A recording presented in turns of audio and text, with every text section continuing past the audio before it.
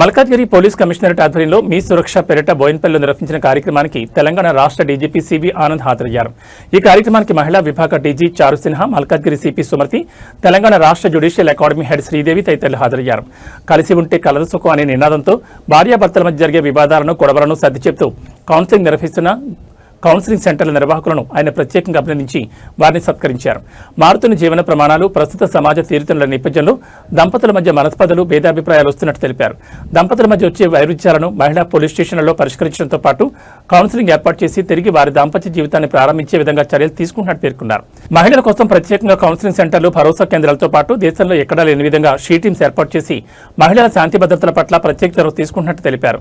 4 కమిషనరేట్ల పరిధిలో గత 10 సంవత్సరాలుగా 30 కౌన్సిలింగ్ సెంటర్లు ఏర్పాటు చేసి 50,000 కౌన్సిలింగ్ సెషన్స్ నిర్వహించి 6,700 మంది దంపతుల దాంపత్యాన్ని కాపాడినట్లు తెలిపారు. నేటి తరానికి చెందిన భార్యాభర్తలు అహంభావంతో గొడవలు పడుతూ ప్రతి చిన్న విషయానికి విడిపోయేంత దూరం వెళ్లిపోతున్నారని ఆయన అన్నారు.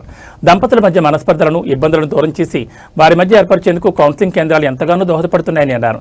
దంపతుల మధ్య అన్యోన్య జీవితానికి ఒకరినొకరు అర్థం చేసుకుంటూ గొడవలు జరిగినప్పుడు కోపోద్రిక్తులు కాకుండా సహనంతో వ్యవహరిస్తే భార్యాభర్తల మధ్య దూరం తగ్గుతుందని చెప్పారు. ఇలాంటి కార్యక్రమాలు నిర్వహిస్తున్నందుకు మల్కాజ్గిరి కమిషనరేట్ సిపిని, మహిళా విభాగ పోలీస్ సిబ్బందిని అభినందించారు.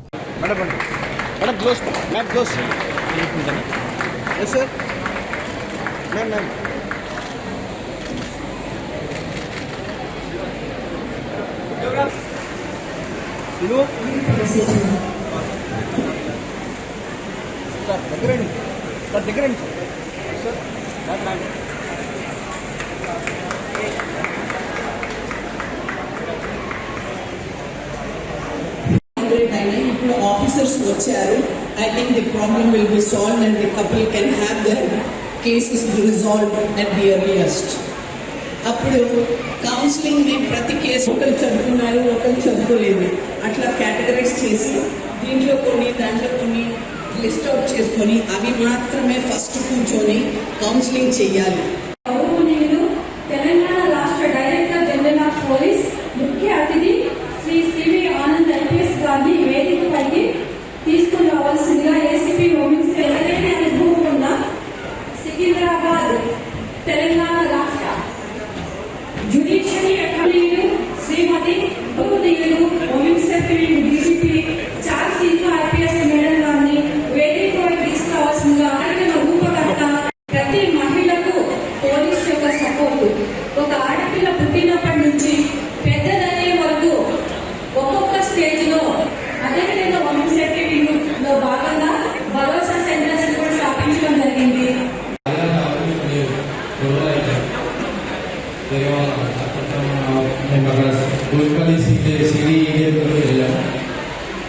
అక్కడ మా ఫాదర్కి మేడం వాళ్ళు చాలా సపోర్ట్ చేసి మాట్లాడారు. ఇప్పుడు మేము బాగా కలిసి ఉన్నాం. ఎప్పుడైతే ఇలాంటి ఇబ్బంది లేకుండా బాగా ఉన్నాము. మాకు చాలా సపోర్ట్ చేశారు.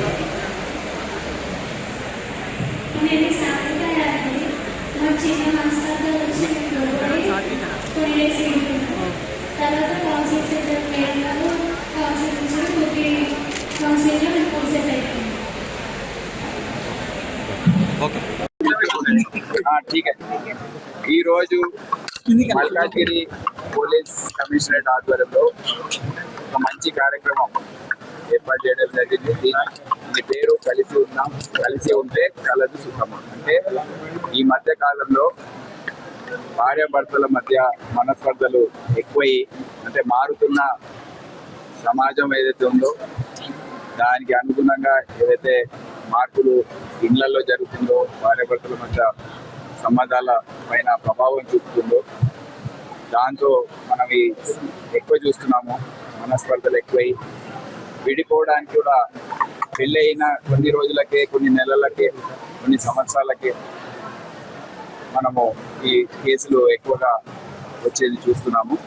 సో దాని గురించి ఒక 8-9 సంవత్సరాల క్రితం కూడా ఈ CDEW సెంటర్స్, కౌన్సిలింగ్ సెంటర్స్ ఏవైతే ఉన్నాయో దాంతో సహా ఇప్పుడు తెలంగాణ రాష్ట్ర ప్రభుత్వం కూడా మహిళల సాధారణత గురించి వాళ్ళు ఎన్నో చర్యలు చేపడుతున్నారు. మహిళలకు బస్సుల్లో ఫ్రీ ట్రావెల్ అనేది ఏర్పాటు చేయడంతో